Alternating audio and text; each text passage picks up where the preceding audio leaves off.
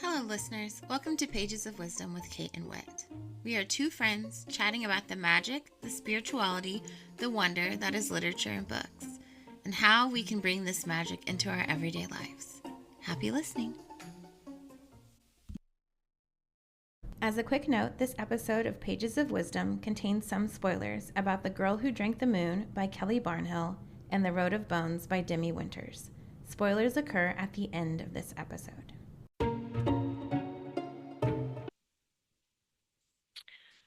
All right, y'all. Hey there, and welcome to the Pages of Wisdom podcast with Kate and Whit. Welcome, Hello. welcome, welcome. Hey, Whitney. Hi, Kate. How are you? I'm so good. And I'm so stoked for us to have our first episode. Yes. Yeah. Yes. And we're just covering this incredible topic about all the different ways that books and literature and written and spoken word has really called to us and changed our lives and opened new doorways and created new pathways and all of this incredible stuff. Mm-hmm. I'm And so, excited. I feel like that it has influenced my life so much, just working at a library and being around books all the time and reading so many books that it's just, yeah, has a huge influence on my life. I feel like you're like living one of like my dream lives, but I hadn't been able to like tap into that one maybe at some point in my life. But I just like what you get to do as far as that goes is probably one of the coolest things ever. Just being immersed in books constantly, Yes. my whole waking life. Yes. And not only that, like it's not just that, like you literally craft, like you put your hands into creating books and opportunities for written word to be placed in them. So it like takes it next level. Now that I just like could never even fathom. Um, so I it's I just mean, it's kind of a thing where I feel like I've got to integrate it into everything, man, bad. all aspects. I mean, I think that I wish that I had like the capacity to read all the things that you do because I think that my repertoire of books as of right now, I'm looking at a bunch of them right now, is mostly fiction. So I think that reading as much, I mean, what would you consider just like nonfiction? What do you call the category of books that you read most, do you think? I would say nonfiction, but also I know that there But have been some that are like personal like guidance stories that have been woven into the fiction mm-hmm, category. And you're mm-hmm. gonna have to like totally excuse my very elementary, know-how around like the literary sciences.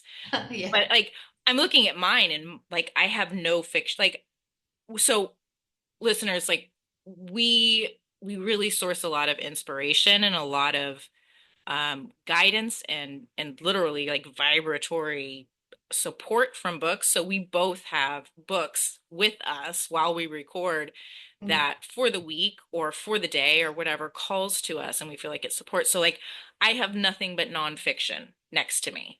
What do you Um, have, ma'am? May I ask? What have you I brought to our first session?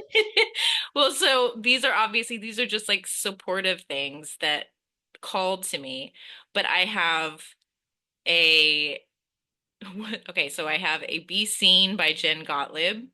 I have a The Nine Muses. Mhm. I have Psychic Protection by Ted Okay, Andrews. it's a good I one. uh-huh. I have The Four Agreements by Don Miguel Ruiz, and I have Creating Money by Oren and DeBen, also known as Sanaya Roman and Dwayne Packer. Also a good one. Yes. What do you have? Oh, I just have the complete opposite of those things. I have got three um, fiction books. Well, I guess yeah. I've got Kindred by Octavia Butler. And I also brought Of Mules and Men by Zora Neale Hurston because I just love it so much and I love her so much. And then I have Fourth Wing because it just holds a special place in my heart and soul so much. So, yeah, all fiction. Uh, I guess, really like literary fiction for Zora, and then the other ones would be considered sci-fi fantasy. I don't know. Kindred, I guess, would be sci-fi. It's just a crazy book, so it has to be sci-fi.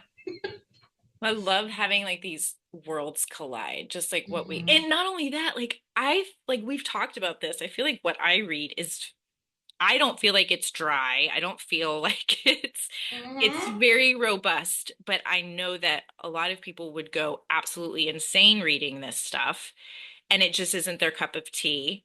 But Mm-hmm. it is a fountain for me. And I think the same goes with like your literary prowess and like what you navigate through. It's just like, I'm not going to say it's insatiable, but I would say, yeah, it's a little bit insatiable. There's never enough time to No, dive never. into all of it. Yeah. Never. There's never enough time. And I think also what's interesting too is that like what you're saying about like some people would find it to be dry. Like some of the things that like what is the name of the one that I said to you? I was like, I can't intake this information. Like I just can't do it. It's things that are interesting to me, but I still have a hard time like intaking the information. I think it was like it had something to do with health. If you remember, then tell me what it is. I'm Um, trying to remember. I think her name is Barbara. Oh, the Barbara Ann Brennan books. Yes, and Yes. I tried. I have a physical copy of it. I also like was listening to it on like audiobook, and it's something that I know that I always want to go back to, and I always want to just. I mean, I think that this is an important thing to remember too. I think that it's something that I will read when I need to read it. It's like one of those things. It's like I can't intake the information right now. It's just too much for me. It's like either too technical or I just am not ready to receive that information. And so I know I'm going to always go back and do it. And I'm always going to go back and listen to it and read it, but just like maybe in chunks or maybe just not right now. And I mean, do you ever do that? I feel like I do that all the time with fiction books and nonfiction books. 100%. Okay. Absolutely. And so it's either Hands of Light or Light Emerging, but I think it's Hands of Light that It you, is. Yeah. yeah. Hands of light. Mm-hmm. And I think there is something that we feel when we pick up a book, when we navigate like written or spoken word, really. I do feel like we have a palpable sensation of whether or not we have resonance with the information that's there. And this doesn't matter if it's really, really technical material or if it's just wonderful, fiction writing. And we can't step onto the path if it's not in resonance with us or in alignment with what we're supposed to be intaking at the time. So I think that makes 100% sense. Like it makes sense that it doesn't feel welcoming, enticing, magnetizing, attractive, whatever we want to say, Mm-hmm. when it's just not time for the material or, you got other things that you're focusing on. It feels like a chore. And I do that. I like my OCD also like forces me to be like, just finish it. Like finish the book. And I have to be like, Hmm. no, don't do it. Don't force it. You're not supposed to be reading it right now. Yeah. I completely understand. The Jen Gottlieb Be Seen book, and this is an absolutely like, she has a beautifully written book. I have no idea why I was called to buy it. It was one of those like Hay House was having a great sale, and I was like, you know what? I really want to work more with being seen and feeling really, really comfortable with being seen out in the world. So Be Seen was a book that I picked up, but also it feels clunky at times when I'm trying to read it. It feels like there are certain access points that are not really in alignment with me. So it is a palpable sensation whenever it's just not as easy to ride through, to read through, to experience. Um, and I am actually I'm very thankful that I'm not being called to hurry through it at all. Mm-hmm. Just because like I feel like it would be like pulling teeth, like it would be really uncomfortable. And then I So mean, and then you're not connecting with it too if you're forcing yourself to do it. You're forcing no. yourself to read it. Yeah. And You're that's like not sitting getting at a cafe, like having a coffee with somebody. You don't give a shit about what they're saying, you know? Like, it's like that's such a waste of time and focus. okay, that's so rude, man. And but like think of like we've talked about that the book that I have picked up recently around dragon energy. Yeah, I was about to say the dragon one. That's what Yes, and I've had to like Whitney and I have talked about the fact that I have to like bite into it. It's been fascinating because I don't love all of the ways that it has been written, but that's okay. I don't need to love everything and I don't need to even like everything. But there have been some ways where I'm like, but and also I've managed to pick it up and read like a chapter at the perfect time for whatever medicine is embedded within the book. Mm-hmm. That just tells you right there. Yeah. And so like what maybe we don't need to be reading books in this really let's see, like methodological. Ooh, yeah, that felt good. Did not pronounce that right. But like in these really like traditional ways, like can we Mm-hmm. be divining wisdom through books? Like can we pick up, open a page, get what we need? And I believe, I know, hell yeah, you can. Mm-hmm. I mean, that kind of brings us to something that we wanted to talk about, which was what I call the Rebeccas, what you could Hmm? also call library angels. I mean, how would you describe, and then I can go after you, how would you describe like what you think a library angel is? So before, so I had a really hard time like thinking about things with these types of terms, like using the word angels and then like Mm-hmm. associated with words. There was a very large chapter in my life that I would have never connected the two, but they were still very active. So for me, it is the forces, and I believe that they are truly of the most loving wisdom, divine nature available to us. There's a lot that lives in that space. I believe that they are the forces that bring answers, resources, clarity, opportunity to us in the many written forms. I also think that they're associated to what some folks know as the Akashic Records. Some folks associate with energy that is timeless and contains all possibilities. So I think that they're from that space. And the fact that so I want you to share with me and with everyone, like how you kind of got to know them on a name basis like you have, because I've always, whenever I heard library angels, it made sense to me, but you have taken this to like a really cool space that I love. So please, if you would. Well, I feel like that I didn't even know, like, okay, so since I work at a library, I'm always constantly surrounded by books, as I've said, and there would multiple times be times when something would come up in my life, and then I would read something that directly like related to it. And then fast forward a little bit, I mean, that was happening for, I mean, ever since I've worked here for like 3 years at this point. So it was happening for like a long time. And then when I started to realize it and I started to like talk to you about it, and you're like, oh, they're library angels. This is what's going on. Um, I started to see the name Rebecca everywhere. And it was like like I would be making lists for work, for certain things, and it would pop up all the time. And I would start to read books that were by authors named Rebecca. And then the name kept popping up all the time. And I was like, okay, this is confirmation that this is what I should be calling them. And so that's just what I call them. Now it's morphed into where I will read books a lot of the times by people named Rebecca.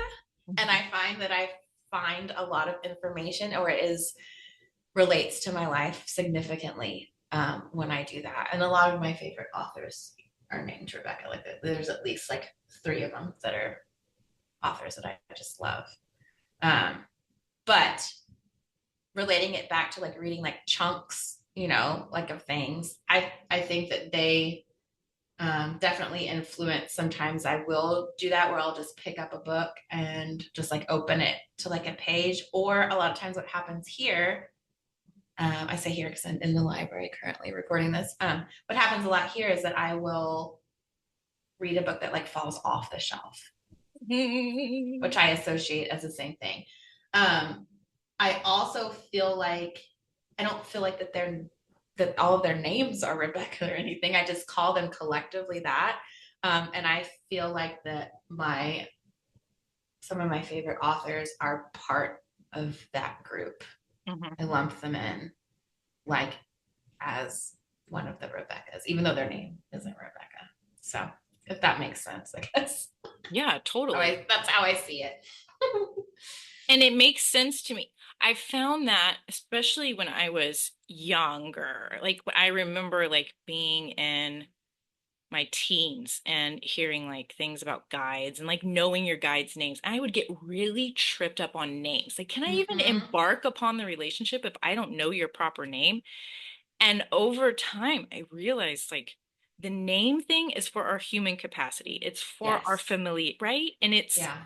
it's it's the path that calls for us. If there is somebody out there that Henry, like they might be the Henrys, and there's a, you know what I'm saying? There might be a bunch of authors named Henry that speak to them.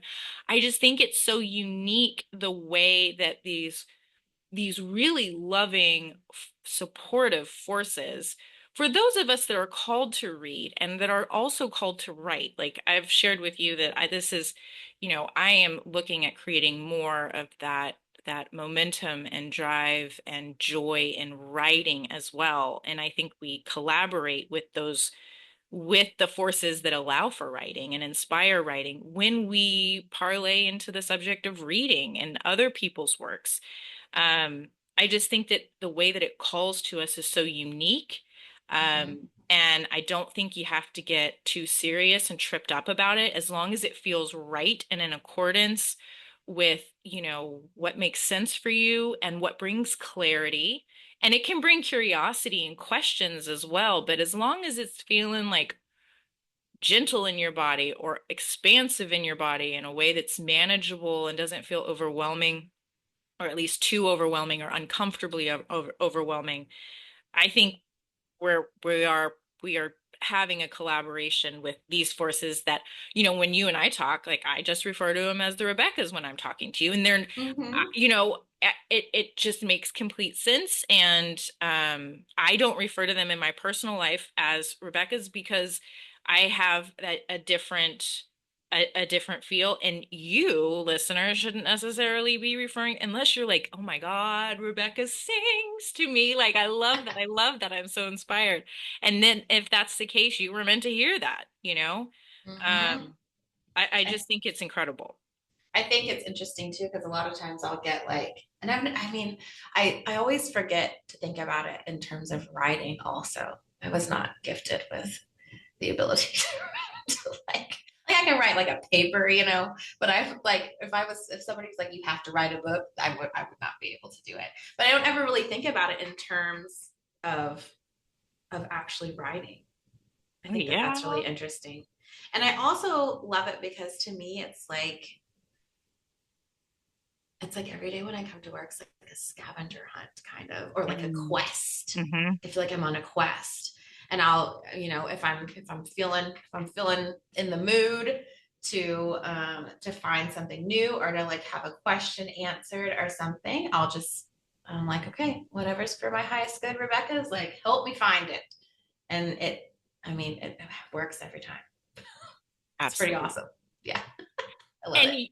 I think that you just brought up something that was so important, or that is so important I think there's going to be a lot of people that go, oh my gosh, I've been totally working with this energy. I've been working with this group of beings. I've been working with the angels. However you want to look at it, right? It's just Mm-hmm. whatever. This isn't about, you adopting the way another person like views this. It's about navigating it and figuring out like what is in your orbit and what's surrounding you and how does it feel and what do you want to name it. If you want to name it anything, you want to just be real nice and general and vague, like I use library angels. um but I think that there is something that really calls to us, and also we have to ask for the support, and we have to act like you engage with them, and I think that they will provide opportunities where there are breadcrumbs and little given opportunities where you can go, oh, this just Mm-hmm. landed in my lap, or oh, But and also it's up to us if we have any desire to do so to call out to them and give them permission to drop more breadcrumbs and to speak to us in the ways of books and authors and inspirations through written or spoken word, which I try to include spoken as well. And but it's through all the different avenues that stories and experiences can be relayed.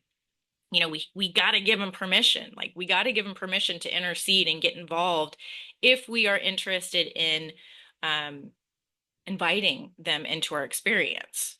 Hmm. Yeah. And I think also like saying, it's your own experience. You can name them whatever you want to. Like, I feel like when I'm talking to other people about them, um, I say library angels also. It's really only if I'm talking to like you or like my husband or like in my own head that I would say Rebecca's, just because if I'm trying to describe it, I feel like library angels kind of describes, what we're speaking about. Um, but just like having the own experience yourself and understanding that everybody's experience is going to be unique. Like I sit there and talk about this stuff all the time at work, and I feel like people just kind of look at me like I'm crazy, but I have to, I've incorporated it into my everyday living, and being surrounded by books and working in the place that I do. I can't not talk about library angels like while I'm here because it's happening constantly while I'm at work. So When you talk about like every time you share with me, when you are so Whitney quests, and I love like we all quest, we all do. I mean, our entire life is a quest. It's quest upon quest, layers and layers that will never, let's us remember, we will never get all of the quests completed. We are here for an endless array of hopefully satisfying and enjoyable questing. But like when you tell me about the books falling off shelves and how frequently it just like thrills me and enjoys me so much, and by enjoy like brings me into joy so much, because I love the way that you collaborate with them and how in the material world they are so responsive. oh, it's so wonderful. I love it so much. And sometimes I'll be reading a book and I'll forget. I'll forget that I have been thinking about something. And then I'll get to the end and it's like, oh, like it like perfectly like tells it. Or like I'll have like names in one book that are in the next book that I was like thinking about reading. That was a really good one. Mm. The Elspeth one that I had was perfect. Hmm. I was reading one book and this name had, I was thinking about, okay, well, I need to finish this one because this is what I do. I have like a TBR, like to be read list that is just like infinite, right? So I am always thinking, okay, I want to read this book. And then I'm like, but wait, oh, I think I should read this other one. Anyways, I was reading something and there was somebody's name in it and it totally related to the next book that I wanted to read, but I was a little bit unsure if I wanted to read that one or something else. And I was like, okay, this is it. And it was Elspeth too, which I feel like is a name that you never hear Hmm. ever. And it wasn't even mentioned in the rest of the book either. It's just crazy. But yeah, I mean, questing is fun. It's like very enjoyable. Everybody should do it all the time. Everybody should. I agree. And not like it gives us purpose and something to look forward to, and a like a level of curiosity that can be so easily just disregarded if you're so focused on what is. And I'm kind of like tapping like my hand or like the desk in front of me. Like if we're really focused on all of these like material happenings and these material things, questing looks really, questing isn't even on the table. Like, do we even think about questing? But when we think about, hey, there are going to be answers and little breadcrumbs and little tidbits of this, that, and other deliciousness that gets dropped from the unseen into this material world, I think it just totally changes the day-to-day experience, let alone our Mhm. lives. Oh yeah, no, it totally does. What do you feel like is your, or if you can pick one, because I'm going to have trouble actually with my own question, but what do you feel like is either your favorite book or the book that you feel like has like influenced you the most or has just had a huge effect on you? Um, what would you say is yours, Kate?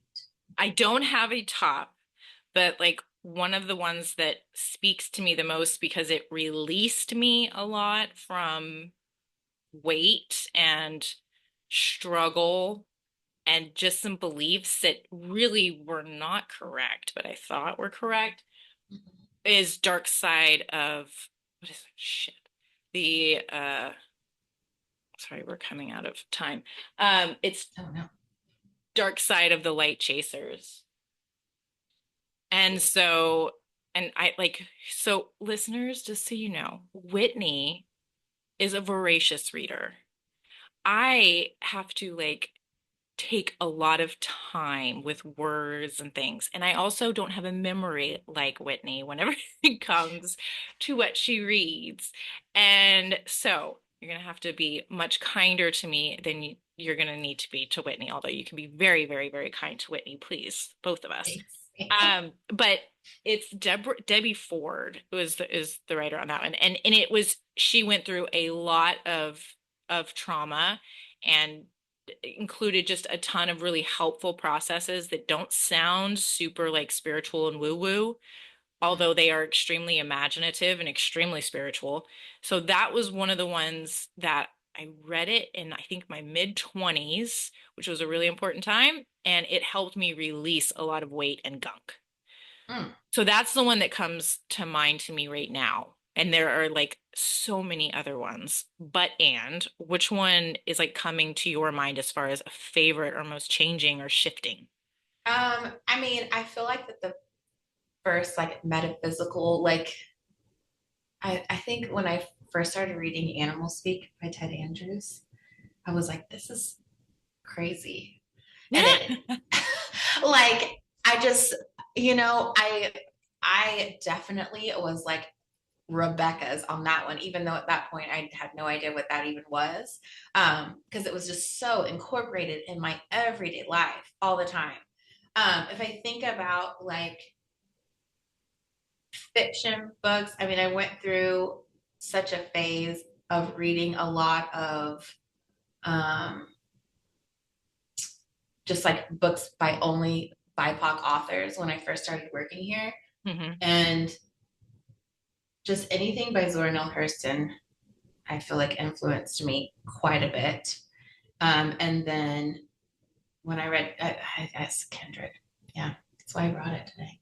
Hmm. It's just such a nutso book, and it's just so amazing and just so disturbing and just insane.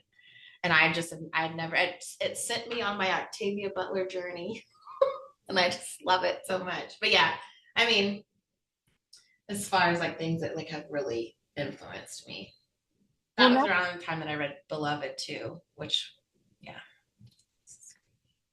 And we are going to put in the show notes links to the books that we've mentioned here. But like that little breadcrumbs, so I always describe them as breadcrumbs because it's like the fact that one literary work can introduce you to another author's world, universe, and all that they create is so like the sacred work of the Rebecca's, like of Library Angels.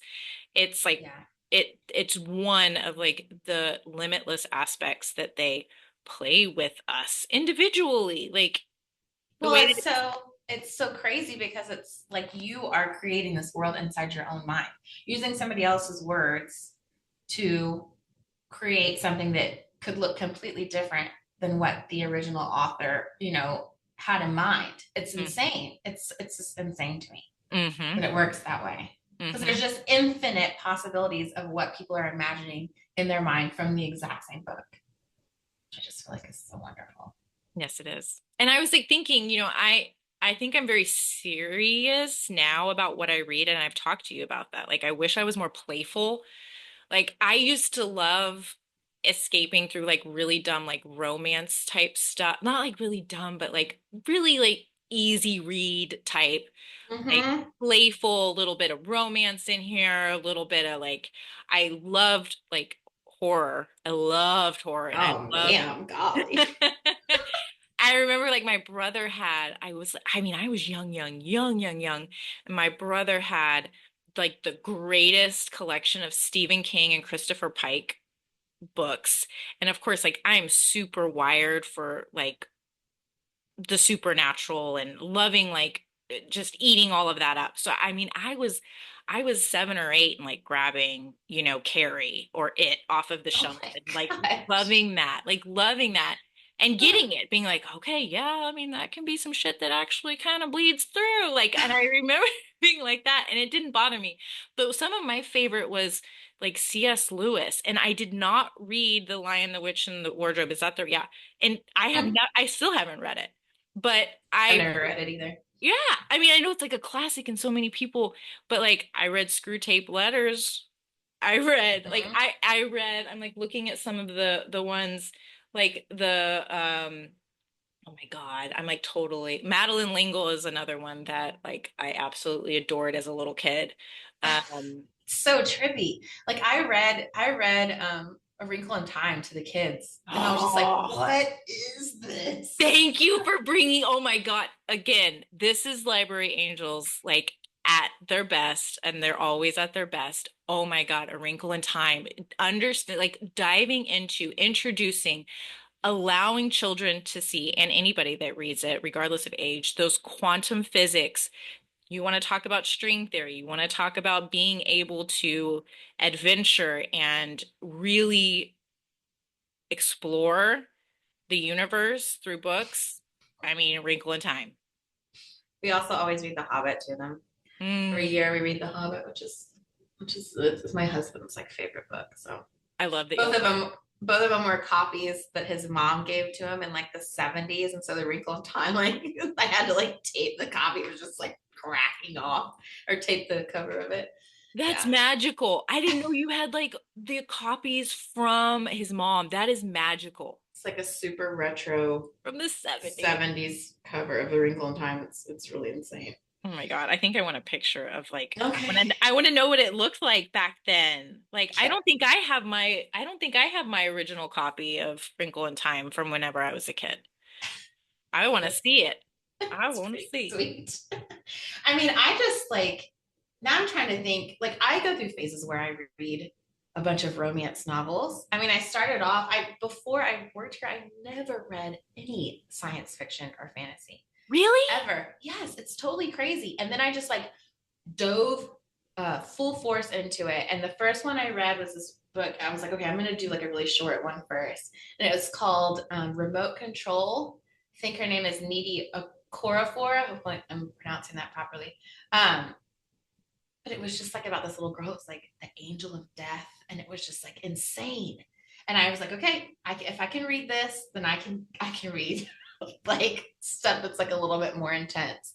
So, I mean, I go through my phases of reading different things. I went through that whole phase of reading Native American authors, which is just a whole different level of Mm-hmm. just awesomeness, Mm-hmm. especially in like science fiction and like fantasy genre.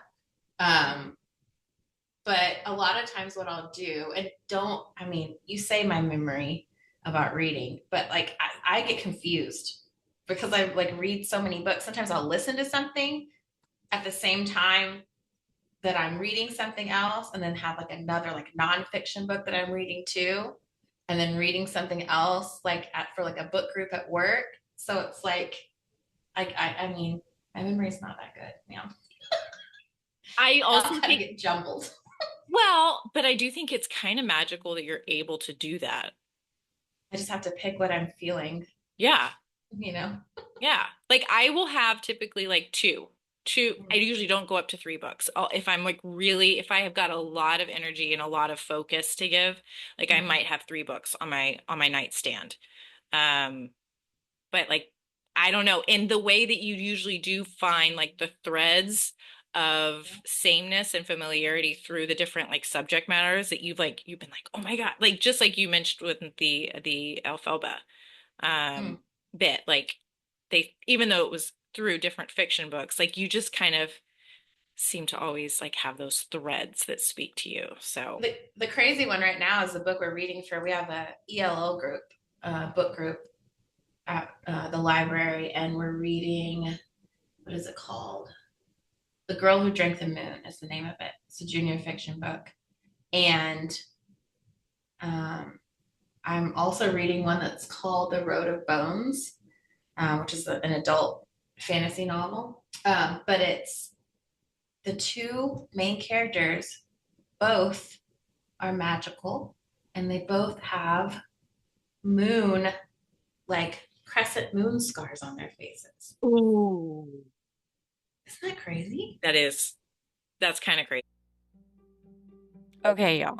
So this is a real life ellipsis because, yeah, our recording stopped. So, although our first conversation is going to lead into our second episode, and we're sorry to leave you hanging on that, we make graceful moments out of moments like this, and we let it be. So, we're sorry to leave you on a cliffhanger, but be sure to join us back on our second episode, where we will continue our discussion on meaningful literature and what it's opened our eyes to out in the world and within ourselves. Thanks for joining us, and be sure to check back for our latest episode.